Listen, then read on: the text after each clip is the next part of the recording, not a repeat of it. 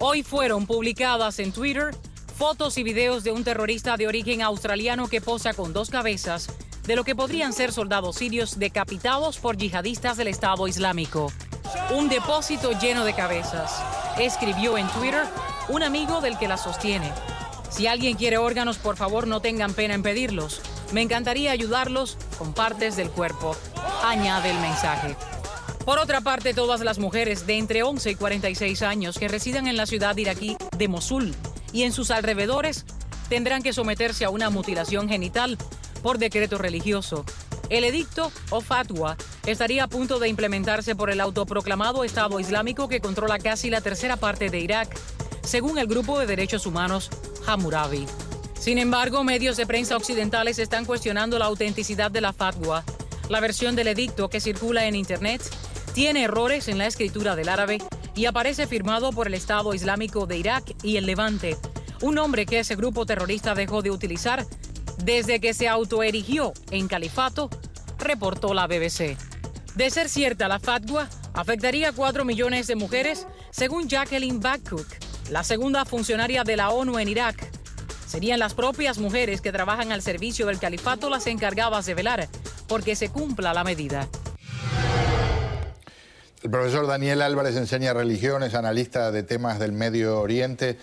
Nos acompaña, le digo bienvenido, muy buenas noches. Gracias, Pedro. El señor Joseph Haji es director del Instituto Libanés Americano, un experto en terrorismo y también en la región del Medio Oriente. Gracias por acompañarnos. Arranco con lo que significa el horror que cada día, cuando decimos qué más pueden hacer, y resulta que esta gente del ISIS hace algo peor. Claro, hay que dejarlo para la imaginación, porque no importa lo que uno dice, a veces la gente no cree, dice que estamos inventando, pero es siempre más y más de lo que uno puede imaginar. Esta gente, para ellos, el tiempo se paró en el año 1517, cuando terminó el califato de Abbasida, aquel tiempo que era el auge del califato musulmán. Entonces ellos en el 1517 saltaron al 2014, están empezando de nuevo para reestablecer este califato.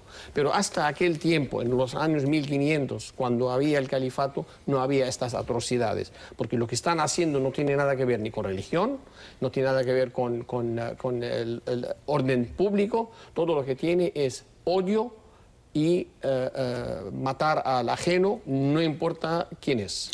Una cosa que me confundió al principio, le pedí que me lo explicara y le pido que lo comparta con los televidentes.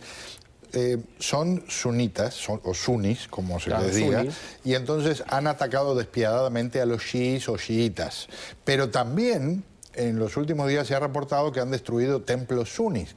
¿Por qué? Claro, ellos por orden, el más odiado es el judío, luego viene el cristiano, luego viene el otro musulmán. Dentro del musulmán está el chiita, que está el más también odiado, y luego cuando llega al entorno, entonces ellos, los musulmanes, vamos a llamarlos buenos, o lógicos, o moderados. Todos estos o tienen que juntarse al califato o son como los demás, el mismo precio.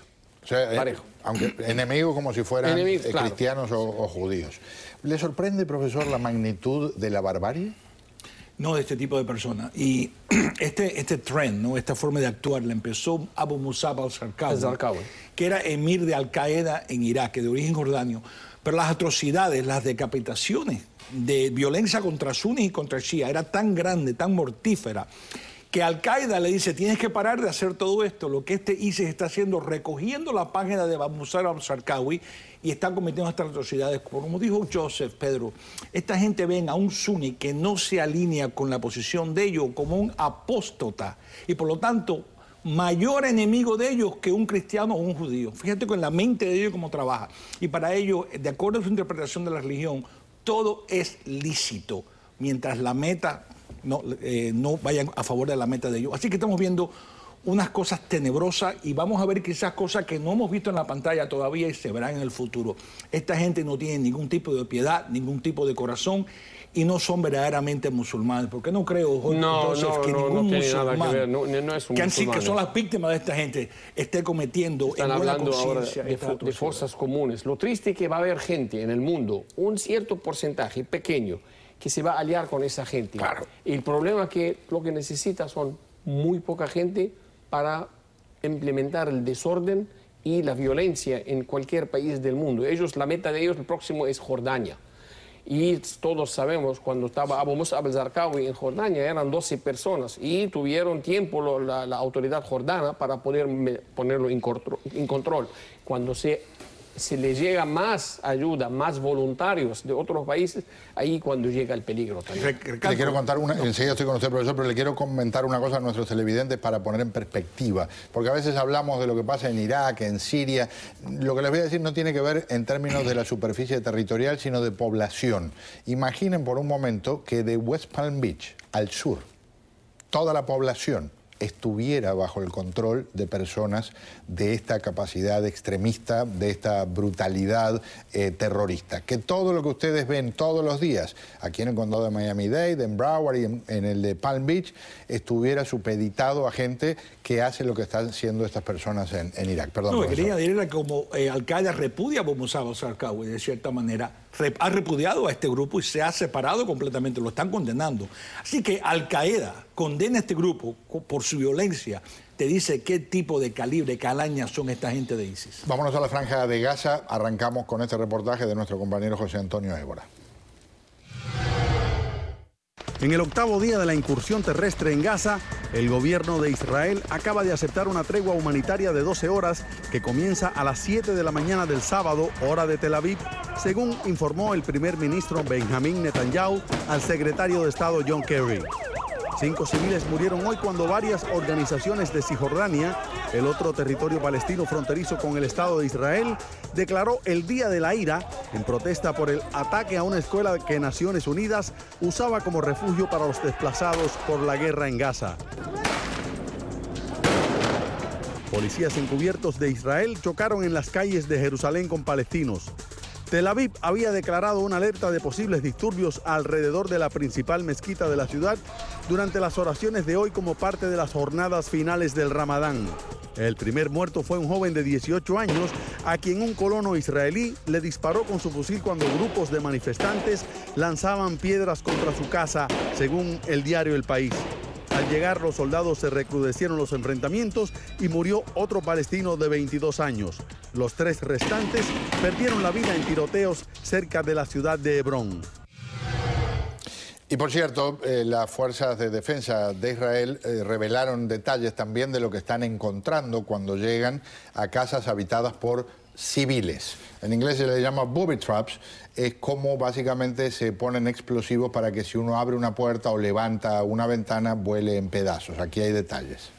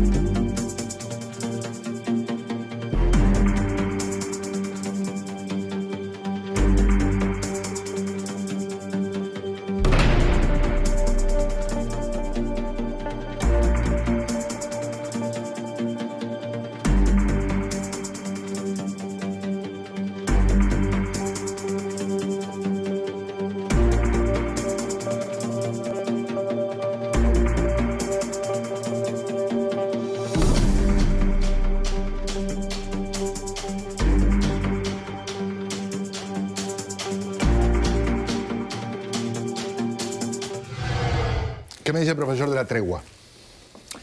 Va a ser frágil y te voy a decir por qué. Va a durar supuestamente 12 horas. El secretario Kerry no está satisfecho, quiere extenderlo una semana para oír las quejas de Hamas, ¿no? Y crear una conferencia internacional para darle algo más definitivo, ¿no? a este conflicto, una resolución más definitiva. Pero Israel ha dicho que aunque vamos a hacer esa cese de fuego, no le llamaría tregua, de 12 horas, no vamos a parar de seguir destruyendo los túneles. ¿Cómo Hamas va a recibir eso? Claro. No lo sabemos. ¿Y qué tipo de extensión qué puede implicar destruir esos túneles? Así que yo diría que es algo sumamente frágil y vamos a ver lo que pasa en las próximas 12 horas. Y por cierto, se levantó la prohibición de vuelos comerciales al aeropuerto de Tel Aviv. Y yo me pregunto, ¿Es más seguro porque pasaron 48 horas o esto parece que había sido una decisión que tiene que ver con seguridad y tiene que ver mucho con política para ponerle presión a Israel? Yo creo que fue más una decisión política más que con seguridad, porque los misiles que están tirando de Gaza apenas llegan a las afueras del aeropuerto y no tienen precisión. Así que la probabilidad de que le toca un avión en el terreno de un misil Grad es muy poca. Podría ser derrumbado quizá por otra cosa y no por esto. Dijo el ministro de Defensa hoy que, independientemente de la tregua, era muy posible que se ampliara considerablemente la ofensiva israelí. ¿Qué significa para usted? Israel no va a parar, te lo he dicho en otras ocasiones, no va a parar hasta que ellos no crean que han destruido o deteriorado suficientemente la capacidad de Hamas de usar esos túneles y agredir a Israel. El problema está de que si esto continúa y va avanzando, no disminuye, va avanzando a la avanzada de Israel. Mira lo que pasó en Ramallah hoy, miles de personas protestando en contra de esta agresión y la figura de Abbas, el único socio confiable que tiene Israel, está disminuyendo. Sí. Piensen esto, si Israel tiene que contender con una población radicalizada en Gaza, con una población radicalizada en la ribera occidental, es un problema serio. ¿Su análisis? Mira, la infraestructura que tiene Hamas bajo el terreno de túneles tiene que desmantelar a como de lugar, porque no puede Israel convivir con eso, porque esto le va a dar mucha capacidad a Hamas de operar en el terreno de parte de Israel. Y como dijo Daniel, la autoridad palestina está tan débil ahora que Israel tiene que buscar la manera de cómo desmantelar los túneles, conservar el orden en su territorio y como sea llegar a un acuerdo porque la opinión pública internacional ya le está dando vuelta a Israel, llegar a un acuerdo, aunque sea una tregua por un cierto tiempo. Señores, gracias y que tengan muy buen fin de semana. Gracias. Vamos a